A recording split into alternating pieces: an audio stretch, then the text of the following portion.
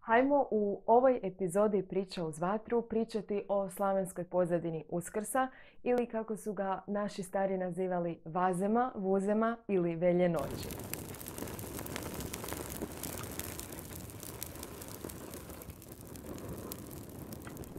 Veliki pozdrav!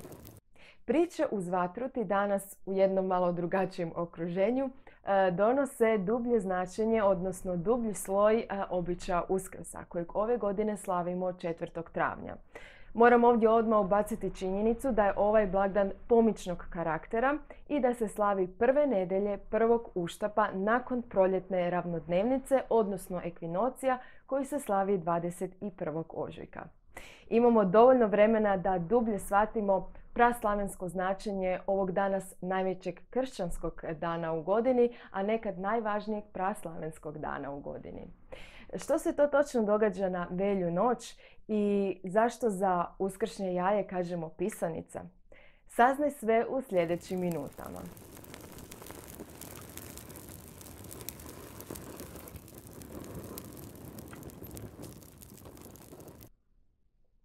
Voljela bih prvo da rekonstruiramo same nazive za Uskrs i krećemo naravno od prvog i najpoznatijeg koji se veže uz glagol uskrsnuti, odnosno uz samo uskrsnuće Isusa Krista, te uz praslavenski glagol krsnuti, što znači dići se, rasti, odnosno živjeti.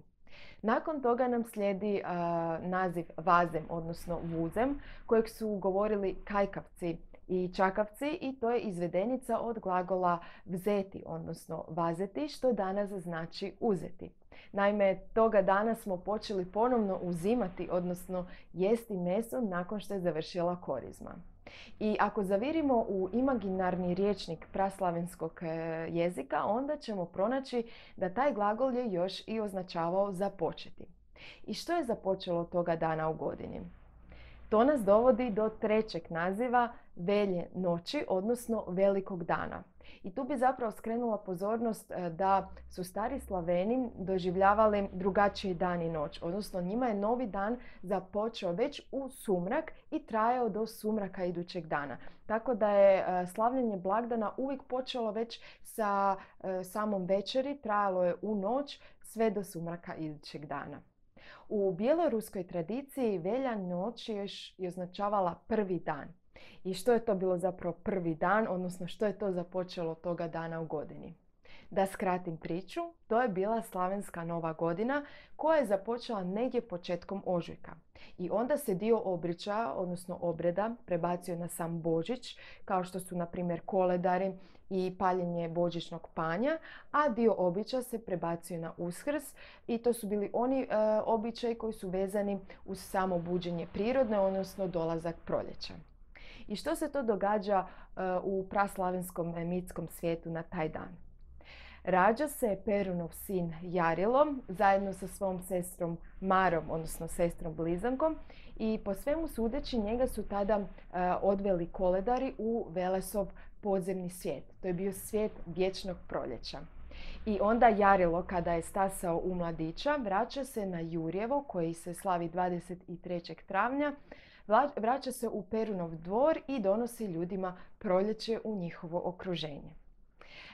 Sad se možemo pitati kako to da je samo u nekoliko tjedana od Uskrsa do Jurjeva Jarilo stasao iz bebe u krasnog mladića, ali u mitskom svijetu je to moguće, baš kao što je moguće i u bajkama i u snovima.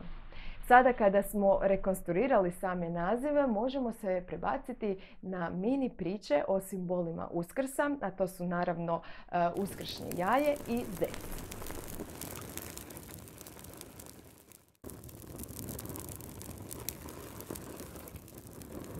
Prvi na red dolazi uskršnji zec. I naime, u prošlosti zec je bio simbol plodnosti i bio je poznat kao životinja koja se najbrže razmnožava, pa tako i označavao simbol rađanja novog života u proljetno doba.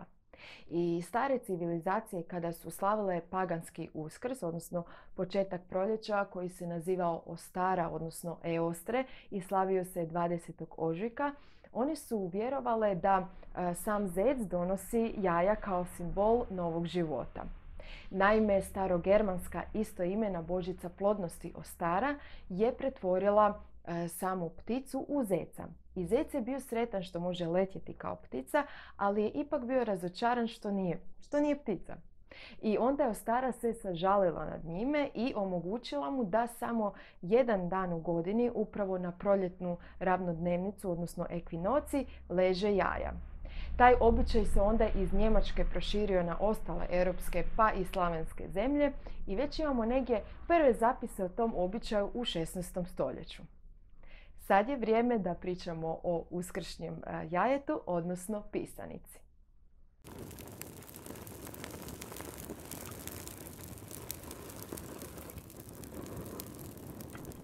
Glavni simbol Uskrsa je bila pisanica. I prije samog kršćanstva ljudi su međusobno darovali se i izmjenjivali jaja kao simbol novog rađanja, obilja i plodnosti. I staro narodno vjerovanje kaže da je upravo jaje to koje donosi sreću. Ali što se to krije iza same riječi pisanica? U indoeuropskom značenju je pisan značio zapravo šaren i po sanskrtu je korijen riječi piš. Tako da je pisanica zapravo značila šareno, odnosno našarano jaje. I tu ističem jednu boju koja je bila dominantna u uskršnjem dobu, a to je crvena boja. Dok za vrijeme Jurjeva je to bila zelena boja.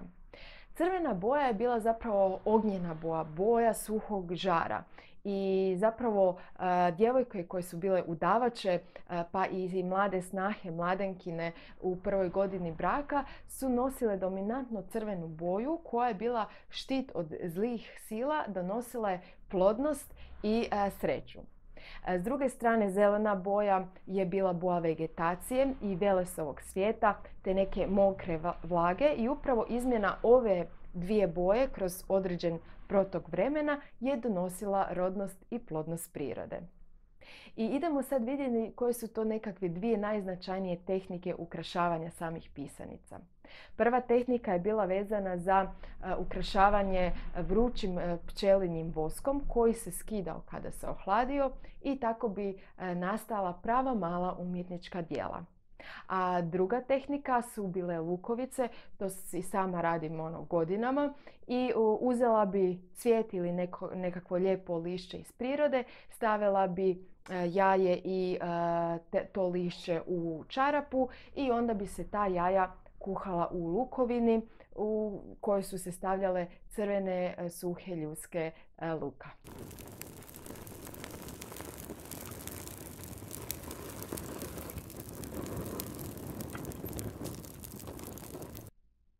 I još bih ti voljela ponoviti o čemu smo sve to danas pričali, a to je da smo rekonstruirali same nazive Uskrsa, Vazema, odnosno Vuzema i Velje noći, te smo zaključili da je Uskrs slavenska nova godina. Nakon toga smo pričali o uskršnjem zecu koji zapravo dolazi iz starogermanske mitologije, te smo na kraju pričali o pisanici, odnosno šarenom jajetu, na šarenom jajetu u kojem je dominirala crvena boja, ognjena boja, boja suhog žara.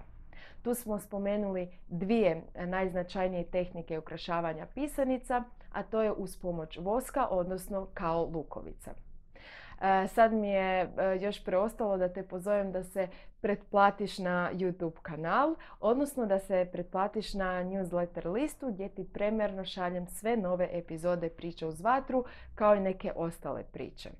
Još mi je prerano da ti zaželim sretan Uskrs, ali mogu ti zaželjeti ugodan dan i lijepu noć i vidimo se u novoj epizodi Priče uz vatru kada ti pričam o Jurjevu. Ok.